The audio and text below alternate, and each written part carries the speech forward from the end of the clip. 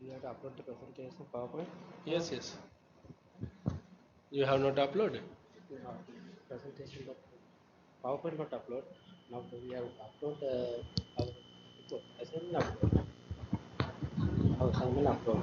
Uh, Okay, now I prepare PowerPoint presentation and we have custom report also. Sorry?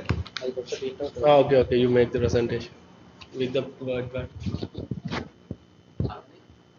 7 7.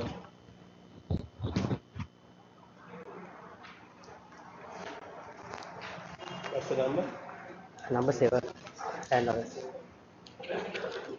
good afternoon, sir. Good afternoon, colleagues. I like to introduce our group members. I am RPDPSN and That's your group members. here. All are here. Okay. Uh, I like to introduce my group members. RMAGSP Samarkon and I am Douglas PSN. BMTIG Balasurya, TG Lakshman and WDSI Kumar. Then I like to uh,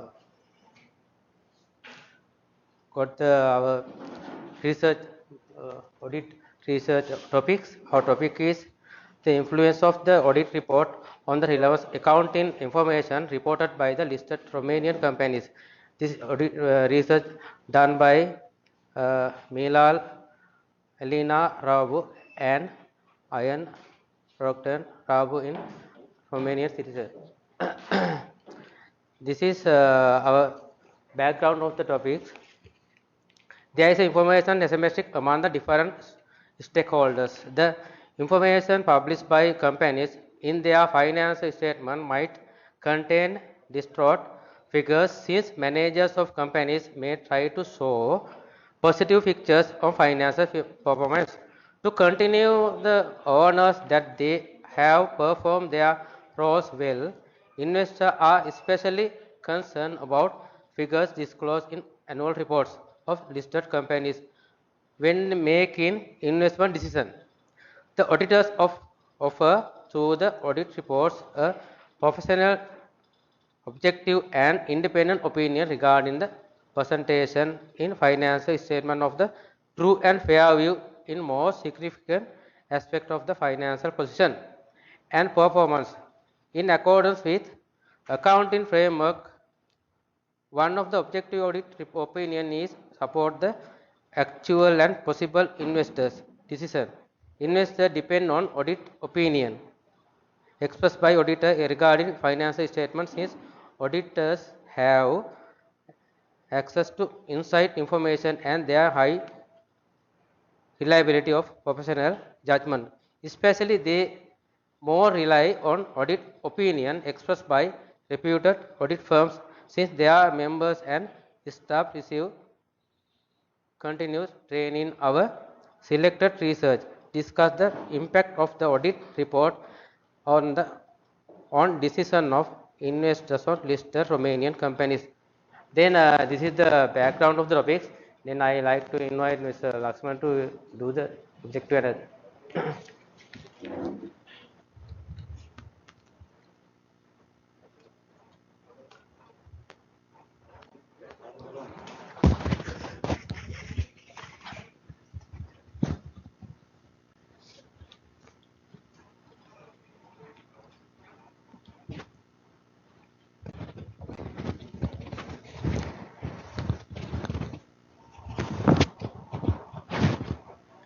Good afternoon, everybody.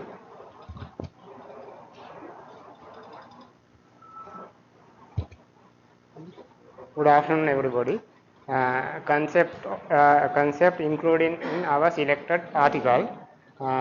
Factors of the stock return can be analyzed by the following two models: capital assets pricing model and arbitrage pricing theory. External factors affecting to stock return. There are audit opinion, unemployment level, global domestic product, interest rate, monetary policy, market return, general price level and inflation rate.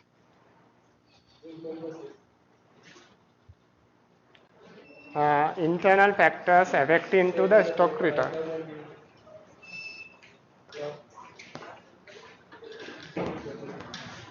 Internal factors affecting to the stock return.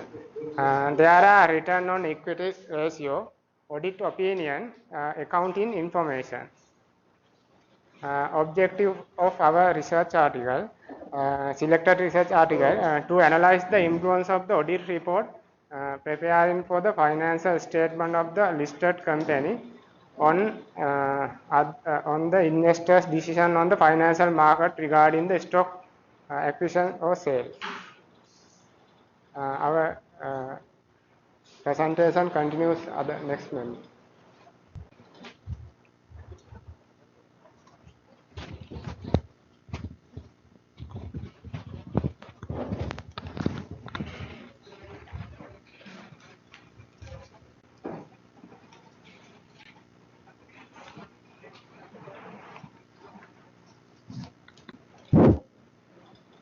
Good afternoon. Now I am going to describe the methodology of this research. Here we have categorized, and they have used 59 audited financial statements of listed companies in Bucharest Stock Exchange in Romania in 2012. They have taken the secondary data from those financial statements. Out of that, some audited statements are from the reputed audit firms. There was four major auditors in the that Bucharest exchange in Romania, and others are non-prominent or not major audit firms. And they have used the numerical model and dummy variable to analyze for data collected.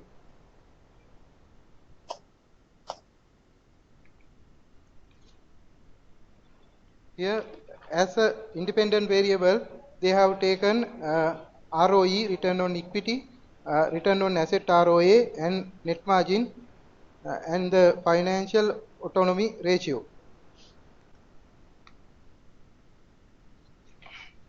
Then, as a dummy variable, they have taken the 1 and 0 for dummy variable, unqualified opinion marked as a 0, and qualified audit opinions marked as 1.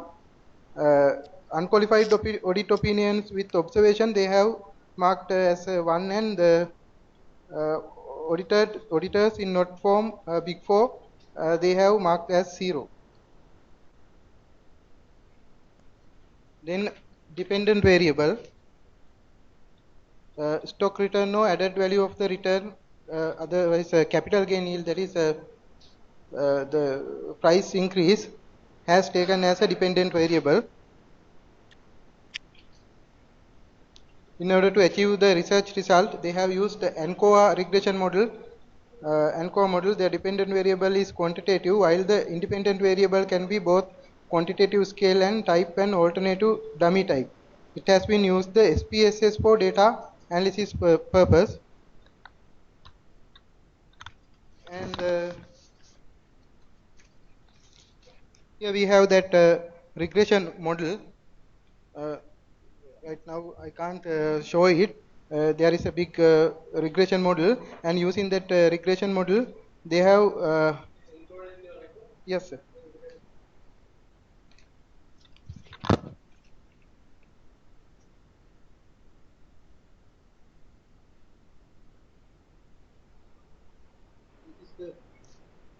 This is the regression model, and using that regression model, they have developed some hypothesis.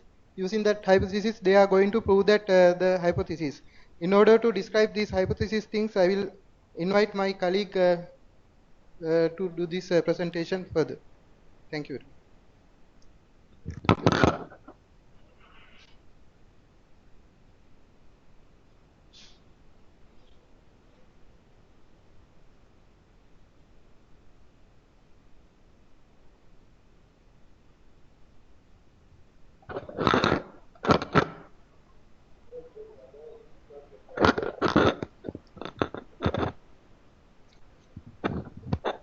Good evening, everybody.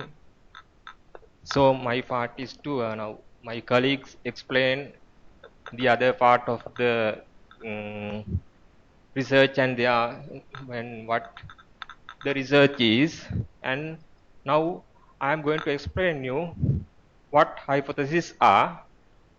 Accordingly, now they told they have selected listed companies in Romanian stock exchange, and they have used the annual reports of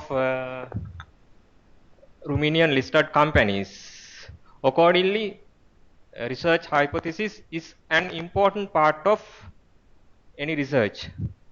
So, my friends, I am going to tell you what hypotheses are.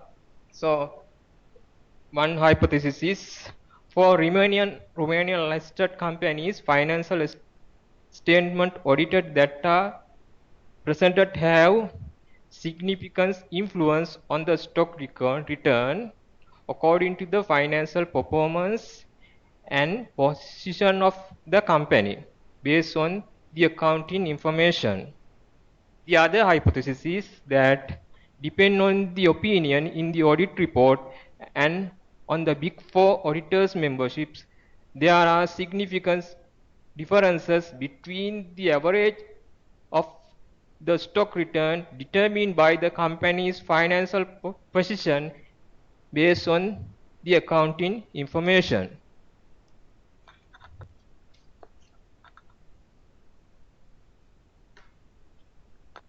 So now I am going to explain the conceptual framework. So it is shown in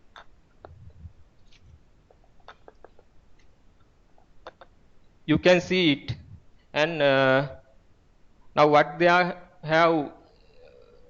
what they are going to find in their research, the research conducted in Romania, and what they are going to find the relationship. That means the relationship between return on equity, return on asset, net margin, financial autonomy, and the relationship with that means they want to see whether it has an impact on stock value.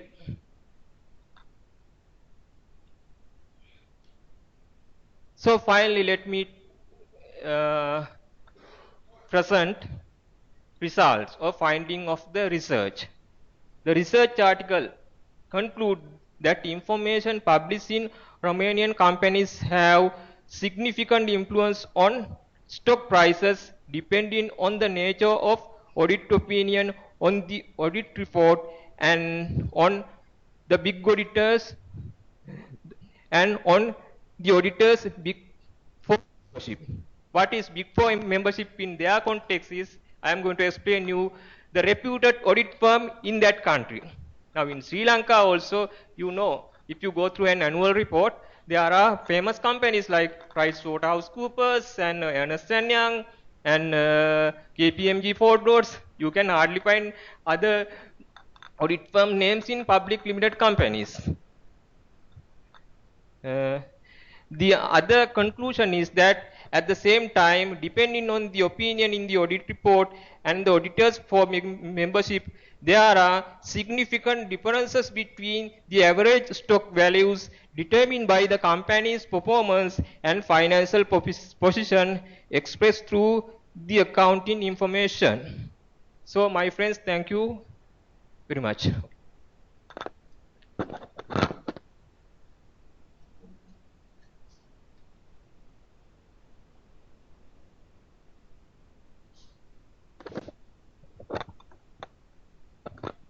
Now we have come to the end of our presentation. I'm going to explain the importance of our research to Sri Lankan context. Sri Lankan investors also have less information regarding internal affairs of listed companies in Sri Lanka. Hence, this type of study important in Sri Lankan context. Especially, most of the Sri Lankan listed companies are audited by the reputed audit firms like Ernst and Young, KPMG, PricewaterhouseCoopers, who are the famous audit firms in Sri Lanka. Sri Lankan investors rely on the nature of audit opinion and the reputation of the audit firms. Sri Lankan stock market is very volatile and very not in stable manner. According to the empirical evidence found in Sri Lanka, there is lack of statistically significant impact on the stock prices and returns by qualified audit reports, indicating that there is lack of information content of qualified audit reports. Furthermore, the Sri Lankan capital market is found to be not inefficient. The absence of information content related to qualified reports lead to insufficient stock market in Sri Lanka. Therefore, by encouraging good audit reports, that we can have good stock returns. So that now I'm going to wind up our presentation. Thank you very much.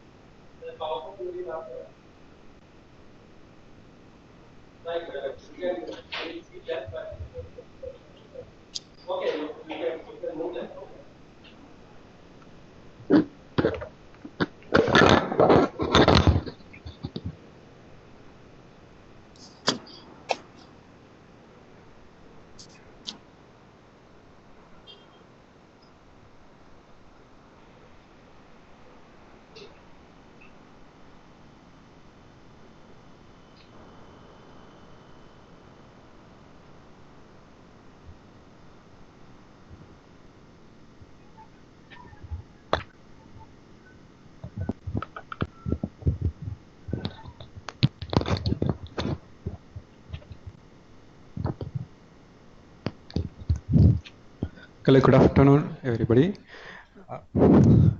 Our research presentation, risk management, internal control, and organizational evaluation. Our group members, myself, and Mr. Tayaraj and S D Edirisingha.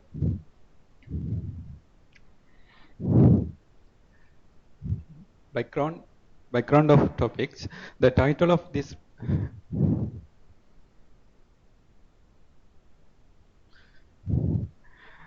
The title of this paper explanation of impact of the technology coverage on internal control mechanism of the enterprises. The significance point is that is auditors should be aware of the security concern faced to financial or ethics organizational information system, and this title attempts to bring security system design and the organizational vulnerabilities in the context the coverage of the communication and network technology with complex information technology with business focus. Nature of the security of system. Our nature of security system accordance with this technology and risk management. It is through mainly stick and dynamic categories. The real signal is in technological development is that software and hardware updated harm to the our critically. Yet the threat is the constantly changing the surveillance cycle, hackers and IT security software. Each time new version of the tool made available for the sales and hackers find the exploit in the weakness. The software company fix a weakness and the hackers find the new ones. The circle never ends. However, efficiency of the security of technology is dependent on the way people using property technology does close the vulnerability gaps by the engaging people to their jobs more the efficiency from the assets. Thank you. I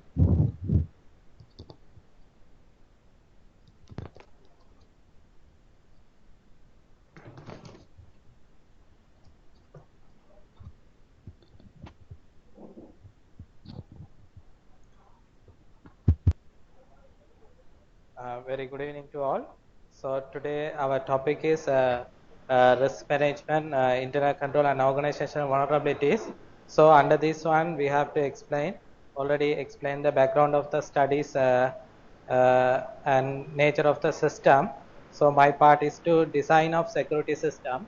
Today is most important things in the security system in the organization. So there are three factors incorporate with the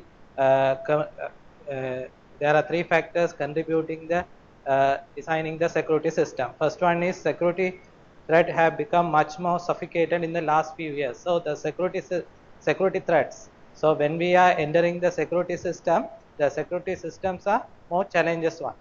Second one, technology has changed to the physical security prejudice. When we are design the new security system, so new technology will updated. So we have to face that challenge also. Then the quest by organization to improve business processes, including the cost of doing the business. So when we are designing the security system, so there is a cost.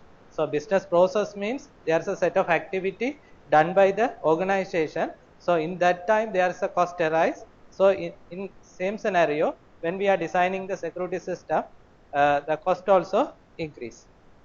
So the second one is network.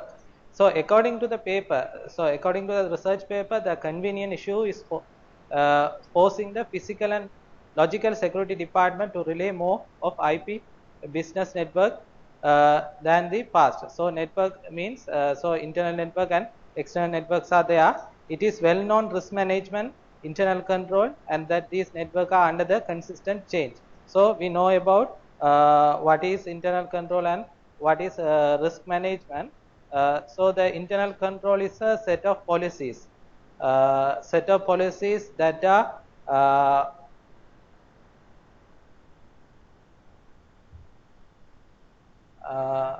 that are made by the organization.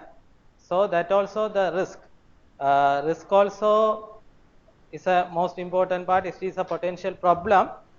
Sometime it may be happen or not. So under the risk conceptual framework, under the conceptual definition of the risk, so there are three things under concerning the risk concern, future happening, risk involve change in mind or opinion, risk involve choice and uncertainty. So there are two types of characteristic of risk: uncertainty and loss. So in this is the management viewpoint, and also in the auditor's viewpoint, the auditor risk is to the auditor may give an inappropriate audit opinion on the financial statement. So there are three components in the audit risk: inherent risk, control risk, and deduction risk. So multiple of these inherent risk, control risk, and deduction risk, the audit risk will be made.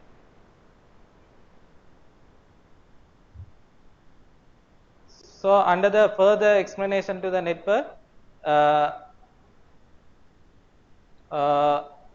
its from attack is much more complex on the conveyed network. Vulnerabilities may be exploited through the IP network, cause damage that may not be easily discovered. The remedial cost and complexity need to weigh against the level of the potential damage. The concept included in this article, the study consists the concept of risk management, internal control, and organizational vulnerabilities. So then the research methodology, the conceptual analysis is based on the current state of affairs and has taken action research techniques under the qualitative research. So action research technique refers to a process of uncovering solution through progressive problem solving the activities. The outcome is intended to improve the practices and address issue. The findings can observe with the current issue. The main objective is that to make these auditors aware about the technology risk management, its impact on the enterprise internal control and organizational vulnerabilities. So the result finding under the research, the study explores the current issues regarding the risk management, internal control, and organizational vulnerabilities. The organization should perform the same level due to diligence regarding the introduction to the technology to the operation, and they would new employees or critical assets, and it can be achieved the adding new technical solution than good control. Then common process and procedure of the physical and logical securities are yet no pathway to get the systematic relationship necessary to meet these threats. And also, however, it can be possible through the convenient. So convergence offers to roadmap to holistic approach to the risk management, and also it is an evaluation that becoming more important to the organization each day. Therefore, we need to focus the risk and security from the holistic point view in the organization in order to achieve the goals efficiently. So in context of Sri Lanka, so the uncertain economy time of past few years have had a major effect on how Sri Lankan companies operate these days. So the companies that used to operate smoothly with the help of forecast and projection now refrain from making business judgment that are set of stone. Now the many private local companies have renewed focus to manage the risk. The risk is the main cause of uncertainty in any firm. Thus, the country business increasingly focus more identifying risk and managing them before they even affect the business. So, the ability to manage the risk will help to companies act more efficiently on further Sri Lankan companies' business decision. So, their knowledge of risk and internal control they are facing will give the various option to how deal with the potential problem in the Sri Lankan context. That's all. Thank you.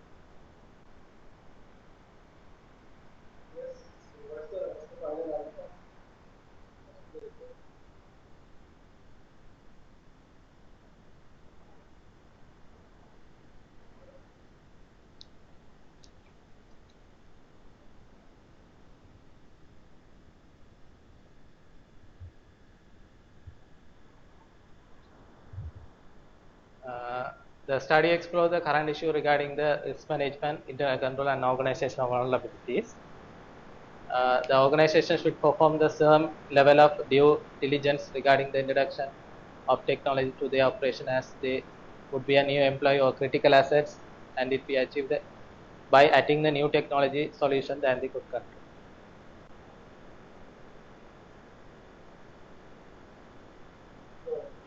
Just tell me what's the final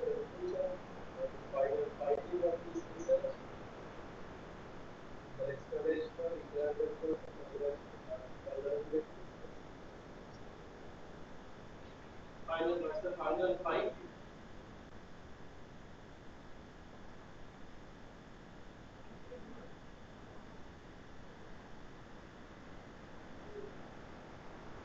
So when we are improving the technology, how to risk management and indirect control system has been resolved, or how to make the face that risk management and indirect control like that. Changing that another business perspective, then how do you manage the risk and internal controls?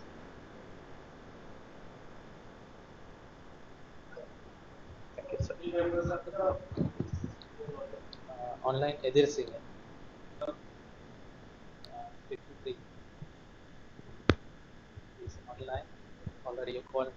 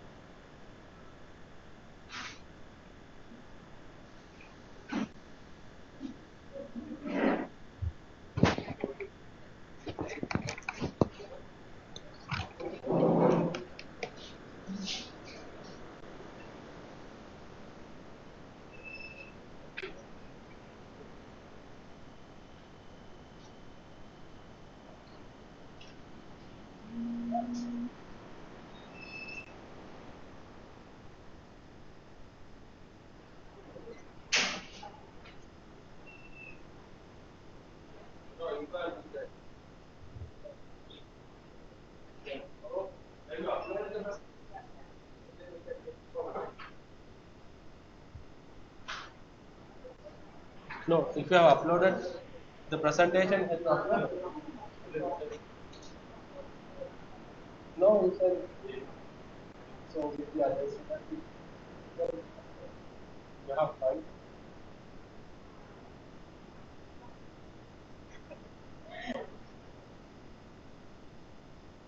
And again, I expected only the presentation. You have prepared the that's why I put one more. The presentation. Because research article, piano, again, knowledge and another report. It's all about the presentation is what I expected. Okay. So the thing is, with the system, you can't use that. That's the point. So what you can do is, you can use this.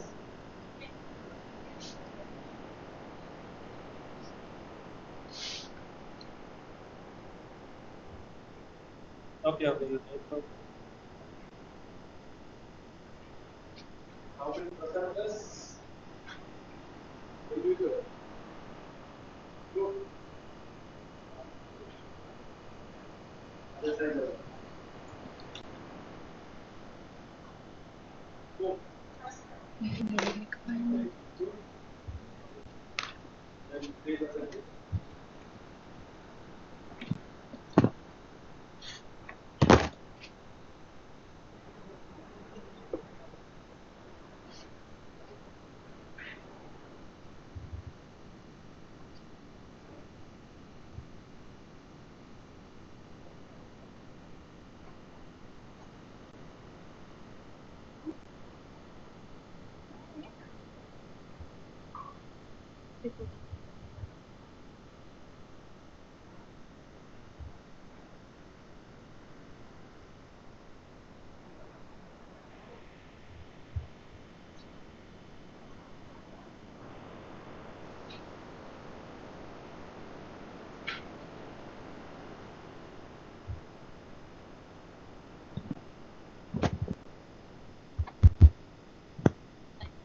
Good afternoon, everybody. Today we are going to present to you a research article done by Mr. A.D. Simon in 2012 regarding the usage of GAS system by the external auditors. Once you hear these three letters GAS, you may be wonder what these three letters stand for. Some of you may be familiar with this word. GAS means the Generalized Audit Software.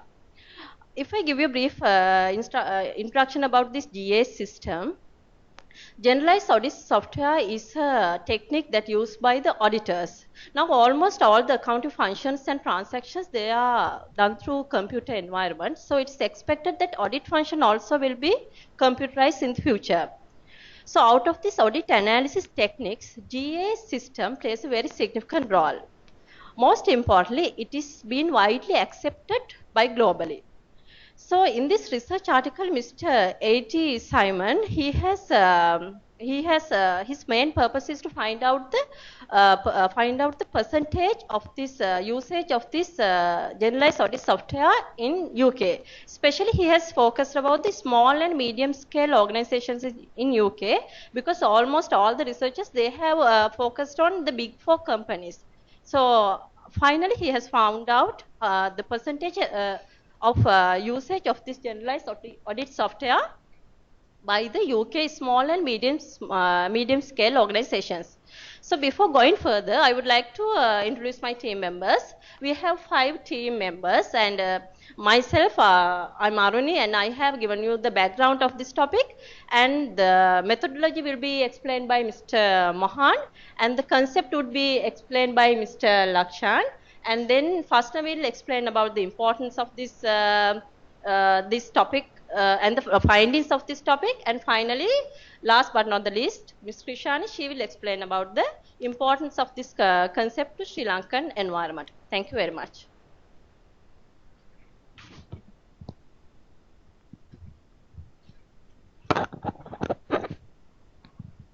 The generalized audit software. Actually, this software is used in the UK currently. However, there are so many articles regarding the generalized audit software have been done earlier, but most of the research regarding the internal audit, very few research have been done regarding the external audit. Here the research is going to discuss about the utilization of this GAS by a external auditor. However, regarding that, the research is going to ascertain the extent to which that GAS is utilization by the external auditor currently, and the same time identify the influence that external auditor whether use or not the GAS for the business. Regarding that, there are so many pressures to utilize the GAS by external auditor, or as well as there are so many pressures to not to utilize the GAS by the external auditor. To discuss that, the researcher has discussed the research regarding the following 3 scenarios. What is the current status of GAS utilization by the external auditor in the UK? What are the factors that influence the use of GAS? What are the reasons that the external auditor might choose or not to adopt the GAS? That is the concept regarding this article. The methodology will be discussed by our colleagues Mohan. Lasanta. Regarding this audit, I'm general auditing software. So I'm going to explain the methodology. Basic, all the informations are collected from the web base. All the primary data, are collected from the website. From all the primary data collected from the more than 200 statutory auditors. How the software is basically using for especially the external auditor. Mr. Simon especially done this audit the first time. In the UK, lot of the auditors, the researchers there, especially in the UK, first time Mr. Hayden done this audit regarding the external auditor, how the software is affected to the external auditor. I think is basic on the methodology. The basic on the question here that 2 type of users. One is influence and non-influence. And under the non-influence, all the client and the auditors and the technicals and other teams how they using that information and that non-usage journal auditing systems how they using the both especially this the data is collected from web-based. All the primary data is all the questions are prepared by the based on the external auditors. That results will be the explain. The first now will explain how is possible for this.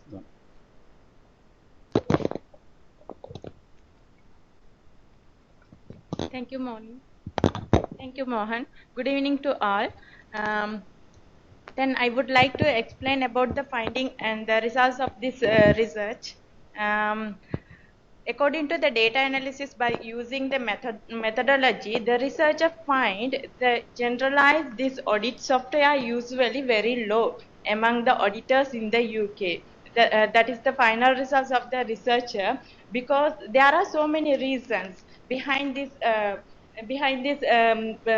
results, because the 73% only the make not use of generalized audit software by the auditors, because of there are so many reasons.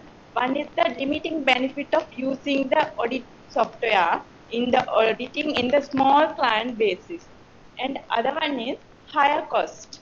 Other one, next one is the lack of use of this audit software, and it is difficult to adaptation.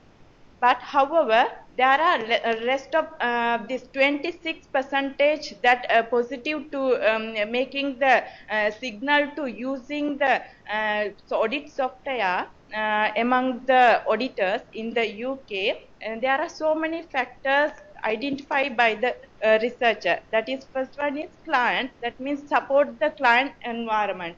That means the clients support to the software, and the auditor can use the audit software and evaluate the audit task. And other one is the job relevance. It is support the career progression. And other one is the auditing standard, and the methodology is the effective and the efficiency. And next factor is the audit software implementation. And other one is the audit engagement, that is referring about the available of the resource. In the UK environment, there is a possibility to use of the audit software among the auditors in the small medium clients. And other one is the technology. It is full support of the technology, and personal experience and the personal knowledge and the management also support. These are the factors that influence to use the audit software. But however, it is 73% showing the that negative results. That means the not influence to use the audit software. Because of the organizational resource and the support is not enough to the auditors to use the audit software. And personal knowledge and experience, sometimes some clients it is feeling that lack. And other one is the technology and cost and resources. All are these factors is showing the negative factors that not influence to use the audit software. Ultimately, the researcher proposed a consolidated set of factors which influence auditors' decision to adopt audit software, although the findings are relevant primarily for the small medium enterprises. Then I would like to invite the Trishani to explain about the this contact, how important to the Sri Lanka. Thank you. Good evening, everybody. I will explain its importance to the Sri Lanka context. When we are considering GAS, it is important. We can apply to the Sri Lanka context also. GAS will help to auditors to identify misstatement in the financial statement, to identify to achieve their general audit objectives. What are the such as competence, validity, valuations, disclosures, as well as auditing standard also encourage the GS usage. As well as I can mention that one. When we are using this system, this system have to auditors to integrate various type of accounting standard, and I am to conduct the 100% of analysis of the client's financial data, as well as uh, when we compare regarding this software, we can finally identify that this software is software at the value to the private and public sector. I hope that all of you got an idea about our research. Thank you very much. Generalized common software for all.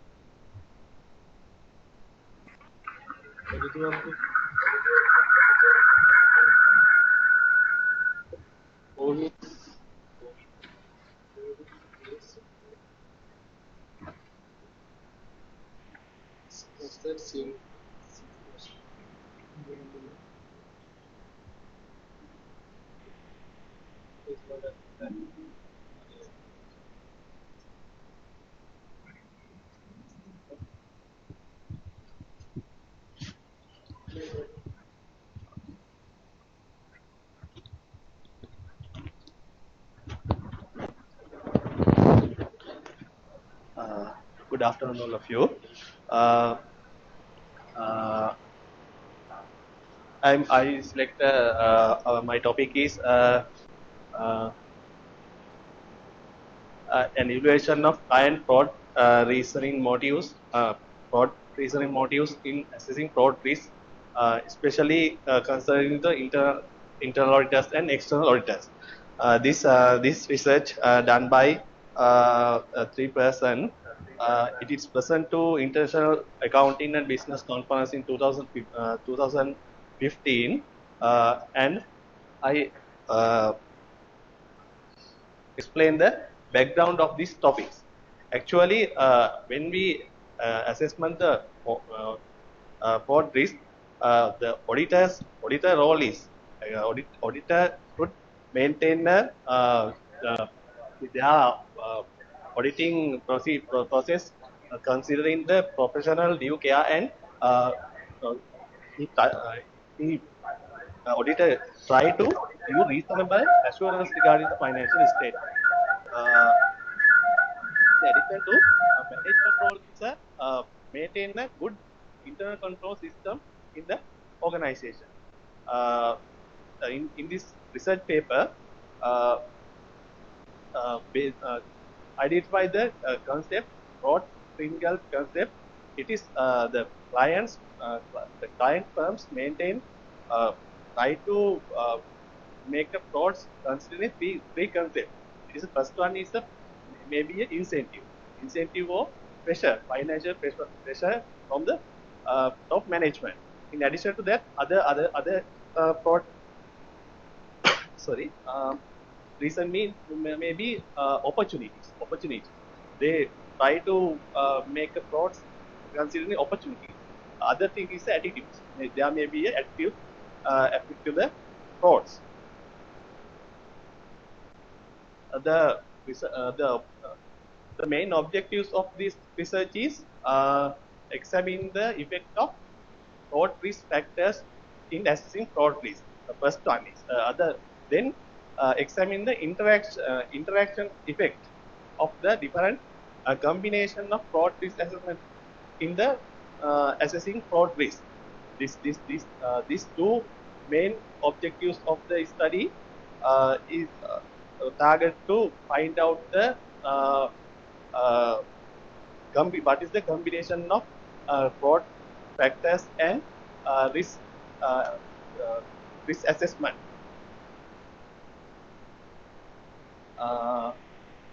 Other thing is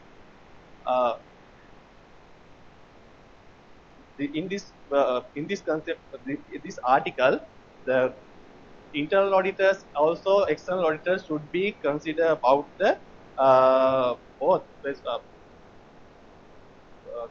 prevention and detection of the frauds of the financial statement.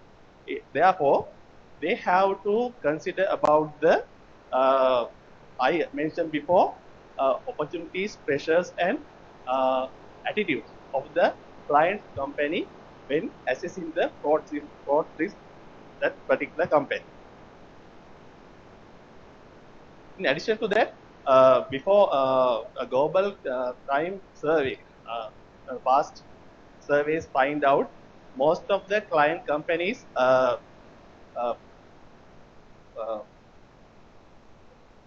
most of the client companies frauds occur due to the internal control system weaknesses. It is as a percentage 68%.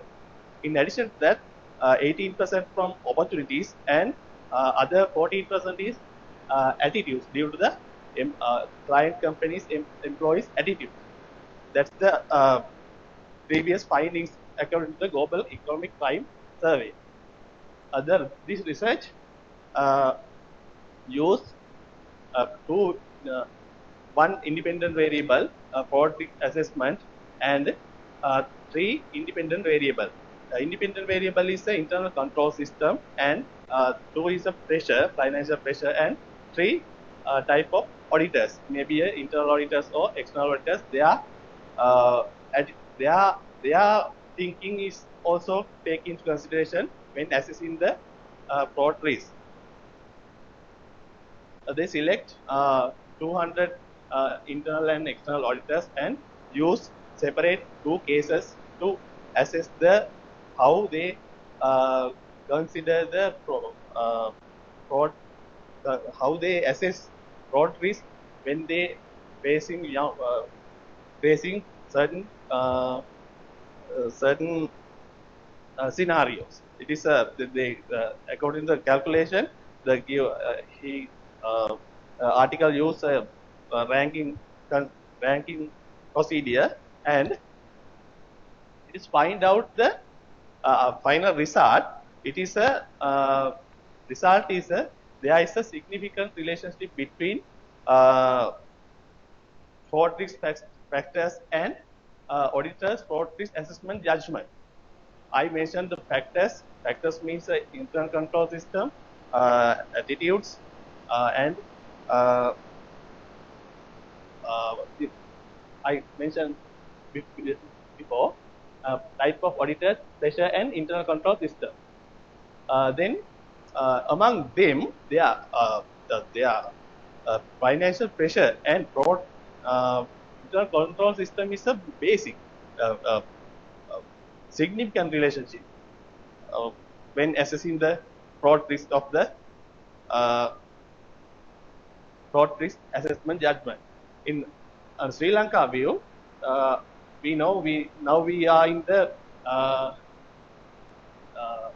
good governance concept, but unfortunately we have here lot of frauds in present economic situation. As a example, bond issue in the past few months, and non-compliance with procurement procedures in the Kilnochi plant, Norachore plant, power plant, and fraud related to VAT in last past years. Therefore, the auditors of the Sri Lankan concept also should consider the have to consider fraud assessment as fraud and risk assessment judgment, because of the most of the Sri Lankan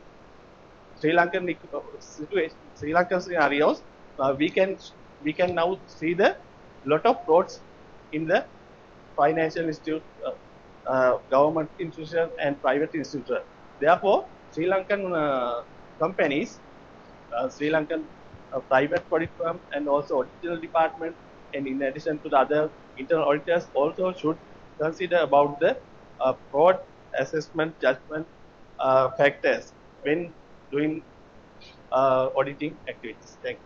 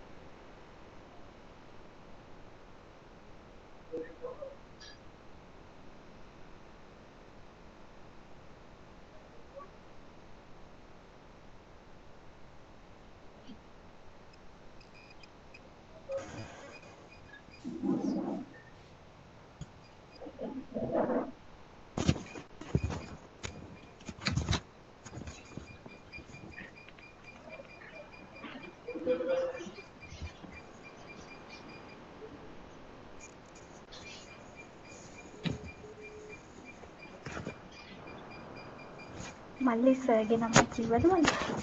ඉස්සරහට ගියා කියලා ඉස්සලා ලකුණු කරගත්තද? අපරාධ නේද?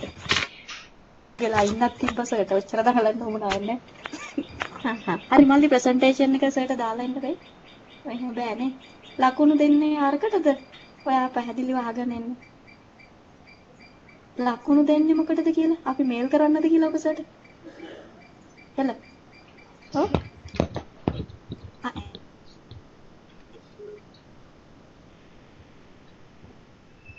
Good evening, all of you.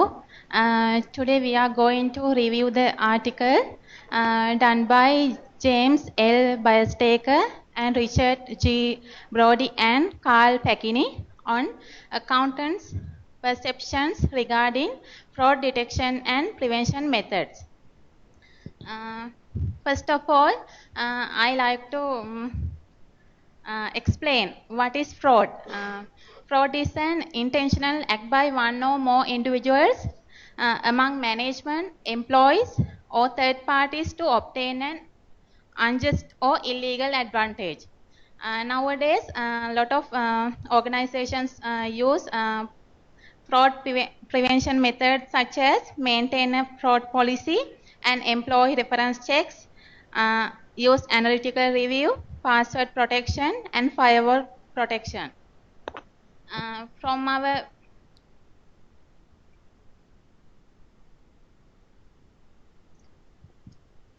review, we hope to cover the background of the topic and concepts included in the article and methodology and research finding of the research and conclusion and how we can use it in Sri Lankan context.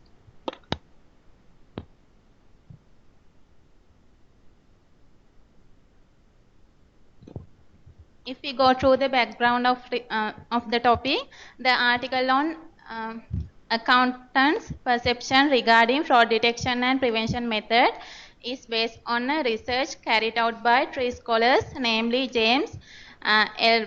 Bierstaker, Richard G. Brody, and Carl Pacini in America. Today we can see in organizations the frauds are increasing. So to prevent the frauds, lot of organizations use lot of methods. In this article, they try to analyze which methods are very useful for prevent from frauds. Purposes of this research was to examine the extent to which accountants, internal auditors, and certified fraud examiners use fraud prevention and detection methods. And second one is to examine their perception regarding the effectiveness of the methods. From this article, they have covered following these concepts. They have covered maintain a fraud policy and establish a telephone hotline, employee reference check,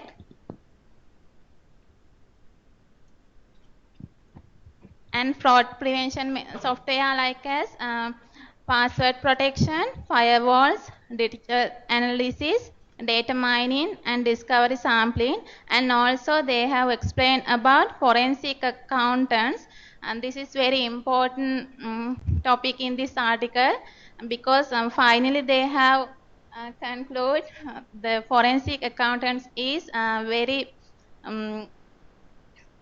useful fraud prevention method.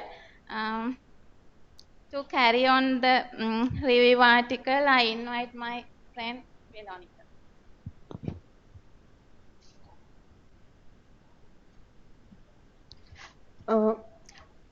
I would like to present the methodology. The researchers have collected data from 86 accountants, internal auditors, and certified fraud examiners. Multiple methods have been used to collect information such as mail surveys, face-to-face interviews, and through volunteers recruited from a specific website. Then I would like to present the results and findings of the research. As per the research results, 56% of companies had been a victim of a fraud, while 24% had not been a victim. Further, 52% of participants expected fraud to increase in future. It reveals that the probability of occurring frauds is high in any scale of companies. In respect of fraud prevention, 48% of participants expressed that training on fraud prevention had increased over the past 3 years, while 45% say it is not. Further, 56% have confirmed that funds allocated to the internal audit department had increased over the last 3 years. As for the research findings, most frequently used fraud procedures are virus protection, firewalls, password protection, and internal control reviews. And the least used fraud procedures are forensic accountants, digital analysis, staff rotation, employment contracts, and data mining. However, these least frequently used methods have received the highest rating of effectiveness. This study gives practical implications to accounting practitioners, internal auditors, and fraud examiners regarding what fraud detection and prevention methods work best. Normally, companies use less effective methods to prevent frauds rather than using effective one due to the cost constraint. The research has specifically highlighted the importance of investor in forensic accounting as the best method of fraud prevention. Further, continuous auditing, discovery sampling, data mining, and digital analysis are the other effective methods in this field. In addition, the researchers further encourage organizations to use effective techniques neglecting the size of the company. With this conclusion, we can suggest that Sri Lankan companies can also use above mentioned effective methods, most importantly, forensic accounting to prevent frauds. Thank you.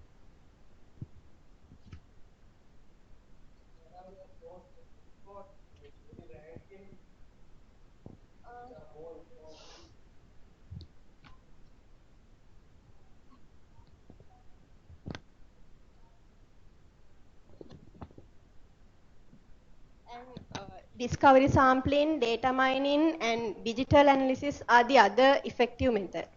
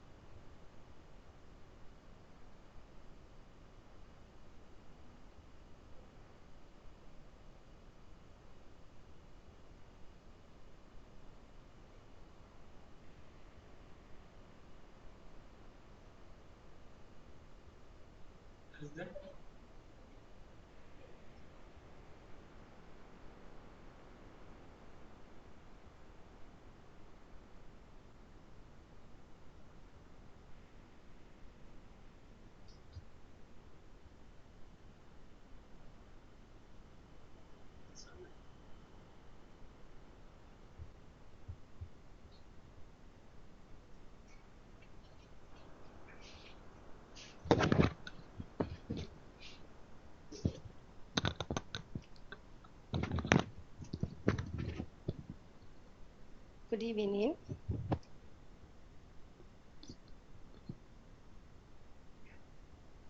We are going to review the article done by Mr. Tariq Ismail on the topic of internal auditors' perspectives about their role in risk management in Egyptian banking sector. And my friends, Chintani, she will done by methodology part, and the Rasika, she will done by the conclusion part. Here I'm going to explain the background and concept of this research article. The purpose of this article is to constitute a comprehensive framework of risk management and to explore the role played by internal auditors in the audit of risk management. This article also attempts to collect internal auditors' opinion regarding other factors on risk management auditing, where its use serves from internal auditors working in Egyptian banking sector to test its predictions. Over the past few years, there have been major company failures due to financial irregularities.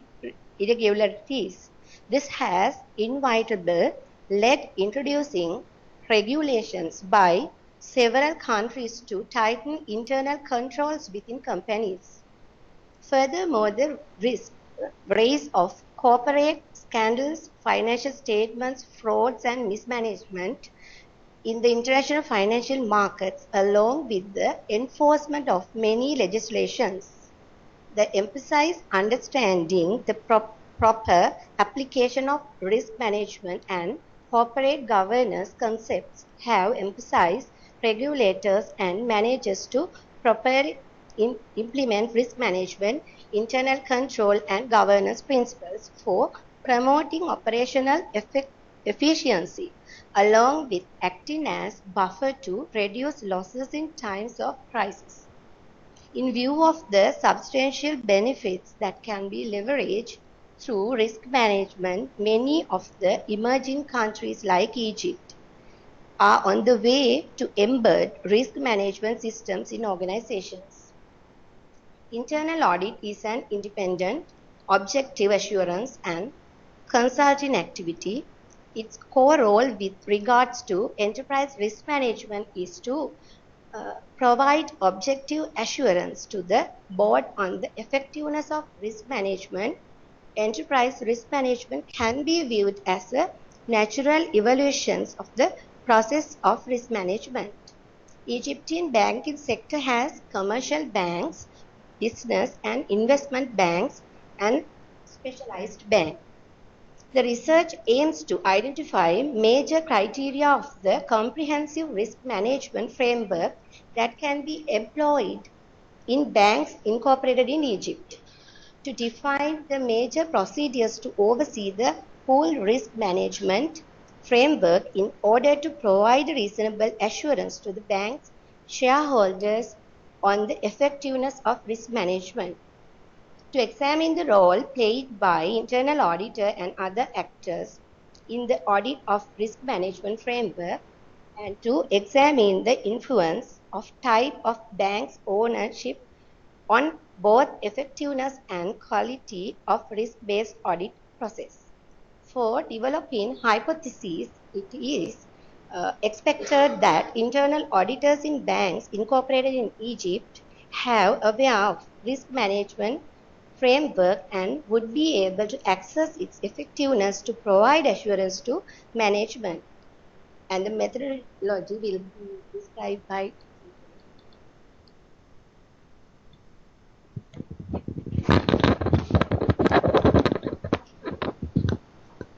Thank you, Buddhika. I'm going to explain the methodology of this research. It has developed a structured questionnaire for this research. The questionnaire is divided into two basic sections. First section is for basic understood and the avoidability of the biased answers, and the second section is to get the information relating this research.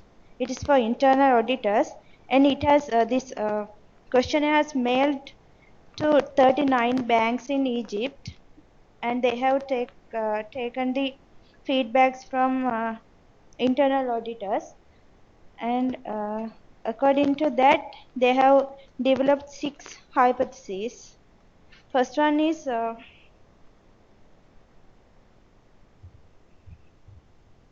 first hypothesis 1 is hypothesis 1 is internal auditors have awareness of the criteria of an effective risk management framework. This has accepted. And the hypothesis 2 is risk-based audit approach is currently adopted by internal auditors. This one is rejected. And hypothesis 3, again hypothesis 3 has subdivided into 4 hypotheses. From these 4, out of these 4, 2 has accepted and 2 has rejected. Hypothesis 4 is active role played by actors involved in risk management has a significant influence on quality of risk-based audit procedures. It has also subdivided into 4 hypotheses. Out of these 4, 1 is accepted and other 3 are rejected. And the fifth one is the type of bank ownership would influence the effectiveness of the risk management framework. It has also accepted. And hypothesis 6, the type of bank ownership would influence the quality of the risk-based audit procedure. It has also accepted. I'm inviting Ms. Rasika to give the conclusion of the research. Thank you.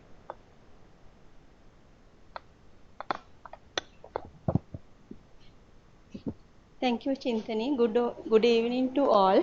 My friends are telling the findings and research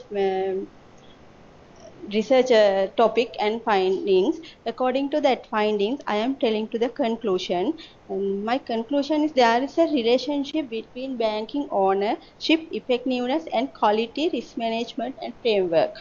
Internal auditors have awareness of the criteria of an effective risk management framework. Risk-based audit approach is currently not adopted by majority of internal auditors surveyed. Banking supervisors don't play a significant role in risk management, having an effective risk management framework. Role of the internal auditors and audit committee is highly impact effectiveness in risk management. Thank you, all of you.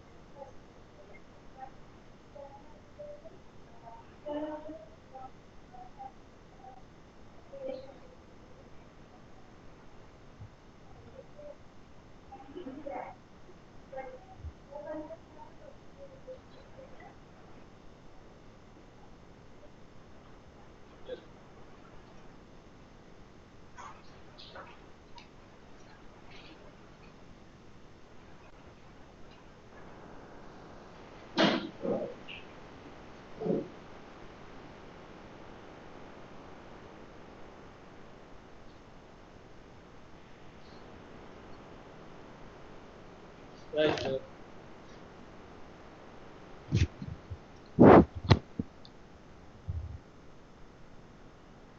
Right. We had 6 presentations.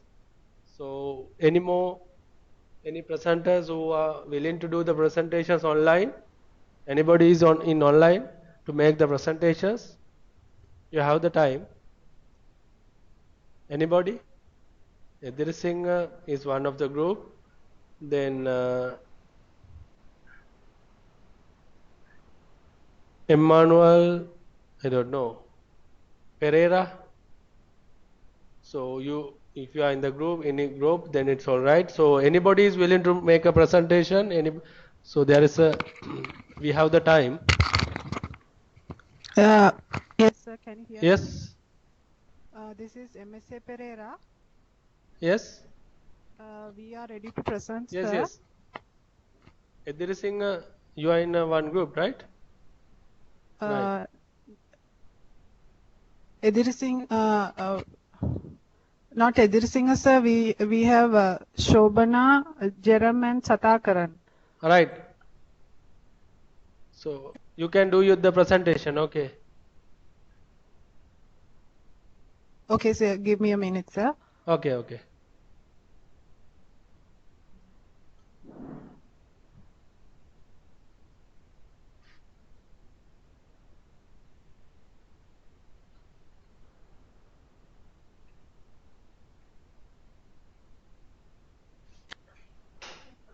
Yes, sir. Today we are going to present on corporate governance and forensic accountants' role and the global regulatory action. The background of this paper would be done by Mr. Sathaksran. Yes, yes. First of all, I like to introduce myself. My name is Sathaksran. My registered number 58. Corporate governance and forensic accountants role, global regulatory action scenario. This case study had been. So we can't hear you. Hello. Yes. Hello. Hello, sir. Yeah. Yeah. Speak loudly. We can't hear you now. Okay. Now, okay, sir. Yes. Yeah. Yes. First of all, I like to introduce myself. My name is Sathaksran. My registration number is 58. Corporate governance and forensic accountants role, global regulatory action scenario.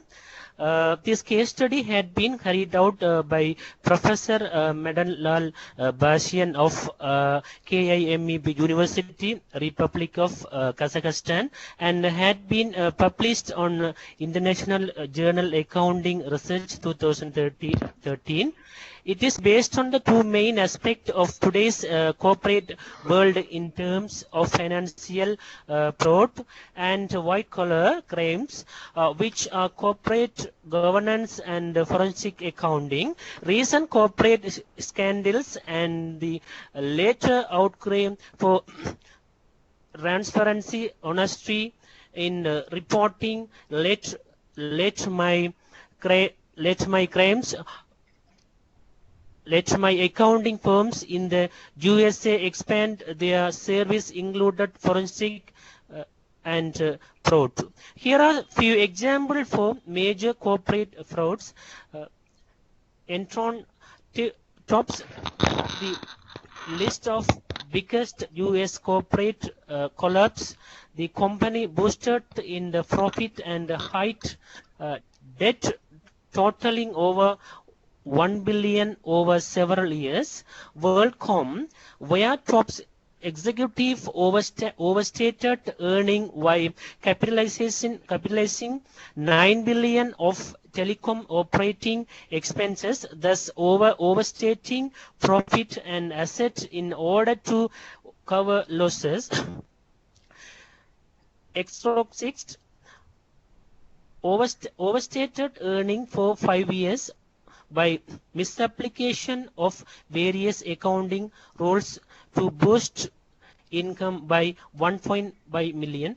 Thank you very much, sir. Next part we'll continue. Mr. Emmanuel. By the way, said that hello. Yes. By the way, send that your list of members, numbers, student numbers. Sir, can we get our presentation on the Skype?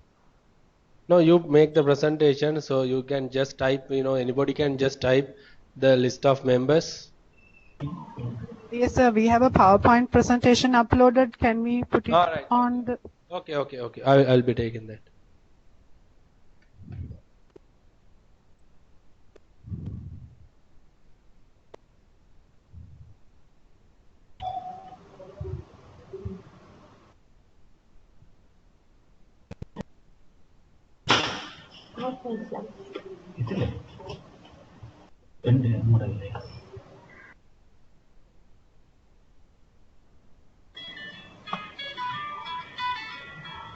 What's the number you have uploaded?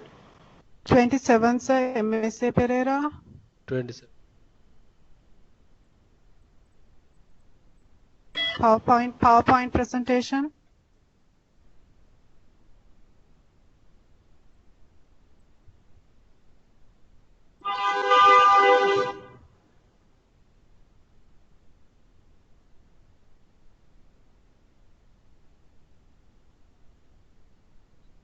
Okay. All right.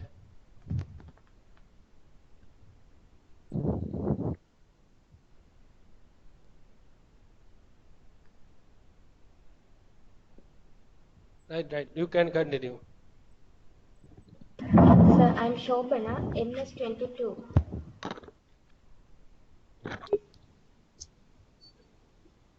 Sir? Yeah. Increase the mic volume.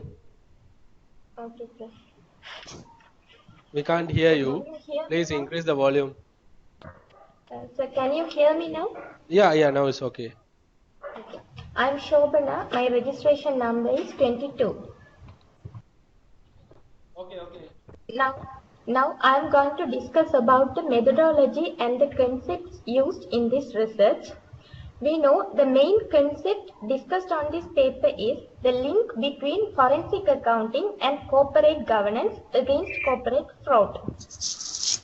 As per the author of this case paper, forensic accounting is defined as a merger of forensic science and accounting.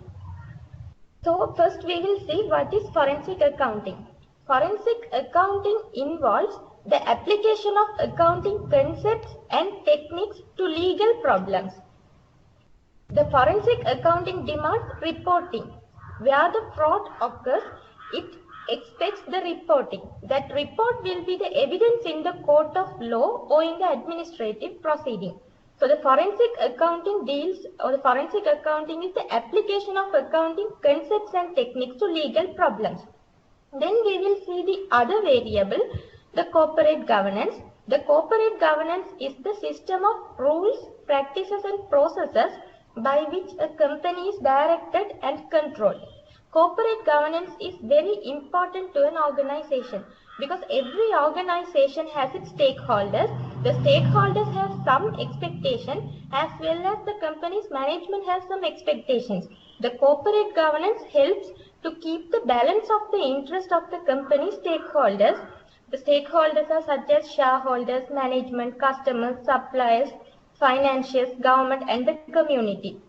For an example, if the management requires more salary, the company's profitability will be reduced. If profitability will reduce, then it will be a disadvantage to the investors. So there should be a balance of the stakeholders' interest. The corporate governance helps to keep this balance. The forensic accounting deals with the application of accounting concepts and techniques to legal problems. Therefore, the main concept discussed on this paper is the link between forensic accounting and the corporate governance against corporate fraud. In this research paper, the author uses the three-tier security system of the organization. That is shown in the PowerPoint slide. The first one is corporate governance code, the second one is reporting system, and the third one is system of internal controls.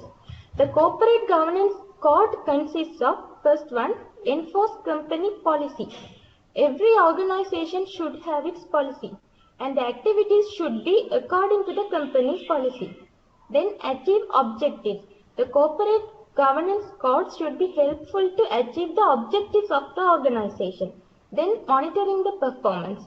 The performance should be monitored, and if there are any variance between the actual and the budgeted, there should be some corrective measures to rectify that errors. Then adequate disclosure of the company's activity. There should be adequate disclosure in the financial reports to the stakeholders. The second one is reporting system. In the reporting system, the financial reports should be done according to the generally accepted accounting principles. Then the statement on auditing standard. Third one is system of internal controls. In the statement of internal controls, there are three: assurance on the effectiveness and the efficiency of the operations, then the reliability of the financial reporting.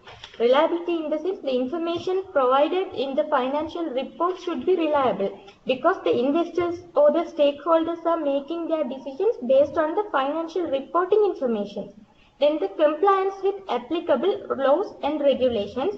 The company's activities and whatever the activities done in the company should be according to the applicable laws and regulations. Therefore, in this research paper, the author used this three-tier security system to the organization's corporate governance. There are three: corporate governance code, reporting system, and the system of internal controls. These are basically the methodology used in this research paper. This is the code of corporate governance in the company reporting system and the system of internal controls of the company. Next, I would like to invite Sureni to present about the results or the findings of the research. Thank you very much. Thank you, Shobhana. Yes, I would like to present on the results of this findings of this paper.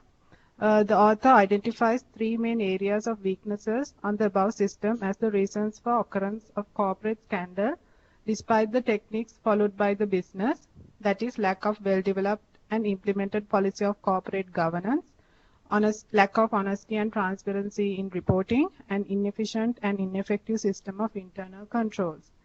This case paper identifies forensic accounting as the solution or the connecting link between the business operation and the security system in place for prevention of fraud by mitigating the said three weaknesses. Author quotes forensic accounting definition by Bolonga in 1995. Forensic accounting is the application of financial skills and an investigative mentality to unresolved issues, conduct within the context of rule of evidence. As an emerging discipline, it encompasses financial expertise, fraud knowledge, and a sound knowledge and understanding of business reality and the working of the legal system. This definition highlights the fact forensic accounting plays a vital role in the coordinating company efforts to achieve cohesive policy of ethical behavior within an organization. It gives the forensic accountants expertise in relation to areas such as developing a system of corporate governance, then ensuring governance policies and objectives are connected to the internal control system of the organization, and also setting up of a fraud prevention system in the company, as well as investigating any existing frauds. Then the author goes on to say that forensic accountant needs to be proficient in number of skills, such as in-depth knowledge of the financial statements and the ability to critically analyze them, then also the understanding of fraud schemes, then the ability to comprehend the internal control systems of the corporation, as well as proficiency in computer and knowledge of network systems, then the understanding or the knowledge of psychology in order to understand the impulse behind the criminal behavior, then interpersonal and also communication skills, and thorough knowledge of governance policy, as well as command of criminal and civil law. Then the author goes to identify that forensic accountant can play a major role in improving the corporate governance by being part of the governance committee of the company in number of areas. such as by formulating and establishing a governance policy, by ensuring appropriate mix of management and independent directors on the board and setting out their appropriate responsibilities, and also by ensuring that the company code of ethics for employees and management.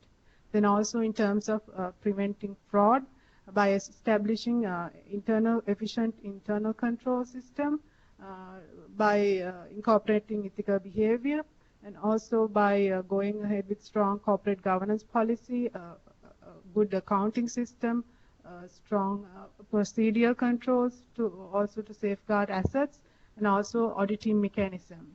Then in terms of fraud investigation, forensic accountant can ensure that integrity of financial statements by investigating for fraud, and also by identifying areas of risk and associated fraud symptoms, and also pursuing any risk areas found out aggressively.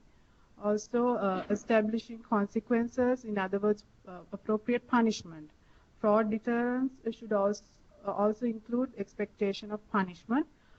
Forensic accountant can help in creating policy that clearly state the company's intent to take action against any criminal activity. Also, effective line of communication. Communication is the key element in ensuring that employees and also stakeholders are aware of their rights and responsibilities. And most importantly, then the vigilant oversight, that is constant monitoring and evaluating to ensure that the systems are functioning well. Forensic accountant can monitor not only the compliance at the top level of the corporate power, but also of the management procedures and as well as employee activities. Then to talk on the global regulatory action for fraud, my good friend Jerome would take over the presentation.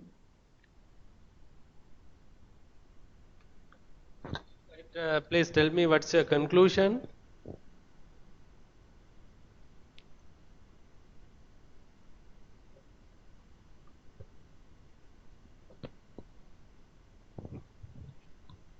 Those who have presented, can you hear? Yes, yes. The conclusion is that that we can use this forensic accounting in Sri Lankan context as well. Hello. Yeah. Hello. Yes, Jerome would present on it. Hello. Yeah. My final part. I am Jerome Emmanuel. Yes. MS26. My final part, based on the top research, you understand about the corporate governance and forensic accounting linkage between the based on research. And finally, the global regulatory action for the corporate frauds and corporate governance. As per the author, the recently identified the 4 types of corporate regulatory action to reduce the corporate fraud and corporate governance. The first one is the USA Sarbanes-Oxley Act of 2002, the International Federation of Accountants, and the Organization Economic Cooperation and Development, and the final is the USA and EU Cooperation for the Corporate Reforms. These are the action, global regulatory action to helps to corporate frauds and corporate governance for the based on the research. And finally, so the importance of to Sri Lankan context, the final part, and based on the research, this is a study very useful for the current Sri Lankan context, as Sri Lankan has experienced a rapid increasing in the financial fraud in both private sector and companies and public sector organizations during the past few decades. Misappropriation of public fund by the powerful politician and top official of government institute have led to investigation carried out by Financial Crime Investigation Division. Further, private sector causes such as example for the Golden Key credit card company, where financial misappropriation can be given as an example, and hence important and strong need for the forensic accounting and corporate governance can be felt in Sri Lanka as well. As mentioned on this case study paper, forensic accounting skills are essential in convicting the fraudsters in each of these cases of financial fraud. Also, the need for the stronger corporate governance policies being practices and adhere in the organization is of this derived need for the current financial crime wave. Further, Sri Lanka need to generate best equipped professional to perform forensic accounting services, while the forensic accounting and auditing practice had command in major countries around the world from early as 1995. The seed of the specialization has yet to take off in Sri Lanka. The opportunity for the forensic accounts are growing at the rapid speed. Hence, it can be concluded it is requirement of time to incorporating forensic accounting and corporate governance in terms of ethical behavior in the professional course curriculum and undergraduate higher study of Sri Lanka. They by build financial professionals with required skill to face the challenges in relation to the financial fraud and white collar crimes. So mainly that's important for the in recent situation, because the public fund are more provide for the public. So these regulatory and also forensic accounting is the most important for the nowadays in Sri Lanka. And thank you.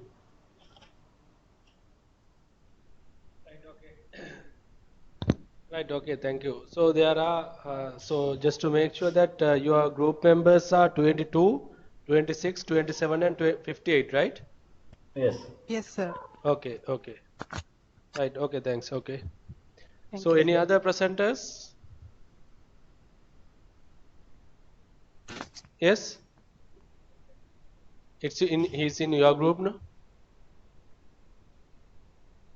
Alone? What is that, alone? Right, so any other members who are willing to make the presentations online?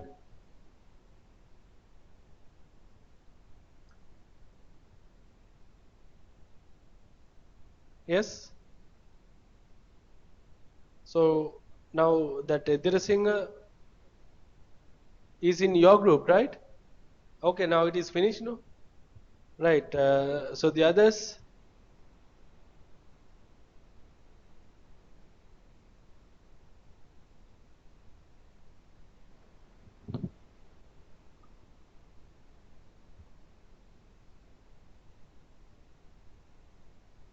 Right, so there are no any other students who are in online to make the presentations. So then we can wind up the session. So next week you have that lecture. So that will be conducted by Mr. Sanjay Bandara. So I think he has discussed about Code of Ethics, audit report, forensic accounting, what else? Other assurance engagements, right? So then next week what he is supposed to discuss, you don't know, right? So he will be discussing next week with that some sort of that outstanding matters than any that wrap up session. If you want, you just make the request, then he will be doing that, right? So then from after next week you will have the online quiz. So for 20 marks and 20 questions. So for basically 30 minutes, right? So then you will be able to do that before the exam date that will be closed. So during that time it is available.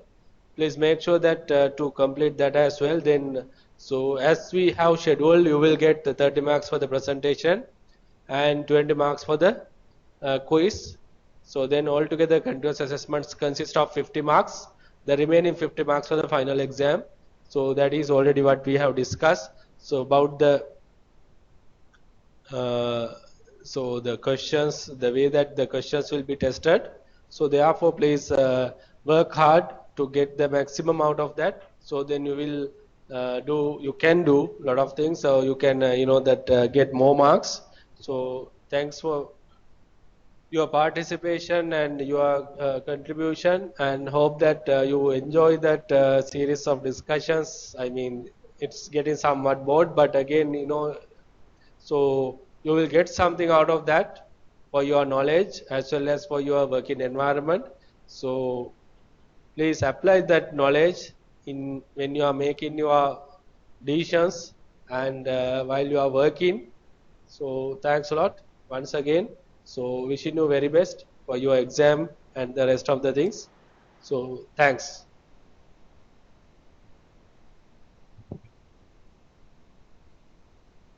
So, shall we wind up the session? Okay, thanks. For Edirisingha, you are in that group, no?